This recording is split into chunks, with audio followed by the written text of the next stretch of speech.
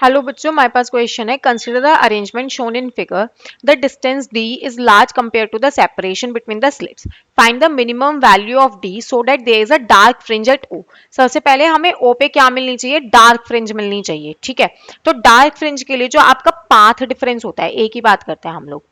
Path difference कितना होता है डार्क फ्रिंज के लिए? आपका 2n-1 लैम्डा बाय 2।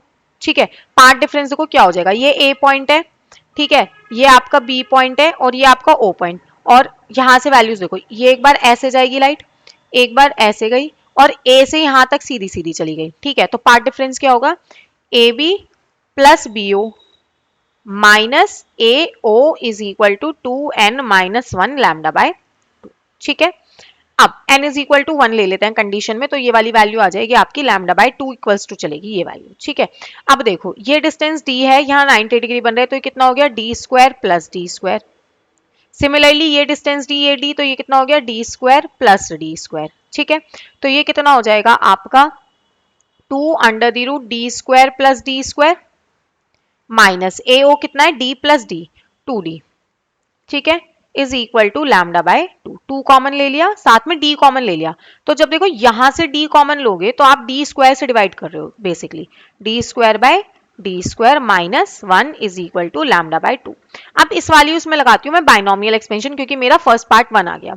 तो 2d 1 प्लस इसकी पावर हाफ बनेगी ना, पूरे की अंडर द रूट है, क्योंकि 1/2 D square by D square minus 1 is equal to lambda by 2। 1 से 1 कैंसिल, हमारे पास आ गया 2d dot D square by 2d square is equal to lambda by 2। इस d से d कैंसिल, ये 2 से 2 कैंसिल, d स्क्वायर आ गया आपका लैम्डा d बाय 2। तो स्मॉल d की वैल्यू कितनी आ गई आपकी? Under the root lambda d by 2। तो हमें स्लिट का सेपरेशन तो मिल गया, जिसके लिए पहली बार आपका मिनिमा बन जाए 0। अब सपोज d के पास यही वैल्यू है, find the distance x eight which the next bright fringe is formed. अब यहां से पहली ब्राइट फ्रिंज जो बनेगी वो बीटा बाय 2 पे बनेगी। ठीक है, तो देखो उसको कैसे करेंगे हम लोग। हम लोग ये बोल सकते हैं कि पार्ट डिफरेंस क्या होना चाहिए? 0 होना चाहिए। ठीक, पार्ट डिफरेंस 0 होने के लिए लेट्स से हमारे पास यही स्लिट वाली कंडीशन आ गई। ये अच्छा, यहां से लाइट जा रही है ना, ये आपका पहला सेंट्रल मैक्सिमा O था और ये पॉइंट आपका P है। ठीक है, यहां से एक बार लाइट गई और एक बार इसके पास तक आ गई, ऐसे कुछ P पॉइंट तक, और यहां से गई और एक बार इसके पास चली गई ब्राइट बनाने के लिए। ठीक है, तो देखो ये डिस्टेंस d, ये डिस्टेंस d, और ये कितना आ गया आपका? Under the root D square plus D square. ठीक है, अब ये वाली वैल्यू d है और ये वैल्यू x है हमारे पास।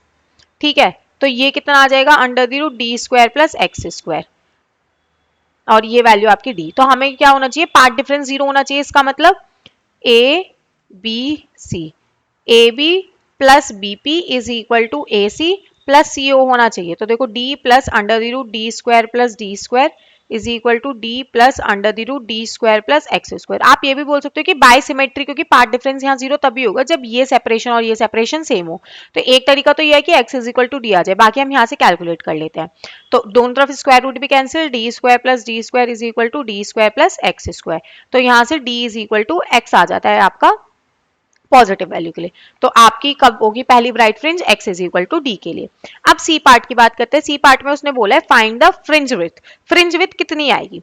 ठीक है, तो पहली ओ से आपका जो D1 था उसकी फ्रिंज विड्थ बतानी है हमें, मतलब बीटा बाय 2, और डिस्टेंस कितना आ गया हमारा यहाँ से d, तो बीटा की वैल्यू कितनी हो जाएगी आपकी? 2d हो जाएगी। पहली सेंट O से आपका जो ब्राइट O मिल रहा है और P पे, ठीक है, P से O के लिए D सेपरेशन है, beta by 2 is equal to 2d। Thank you.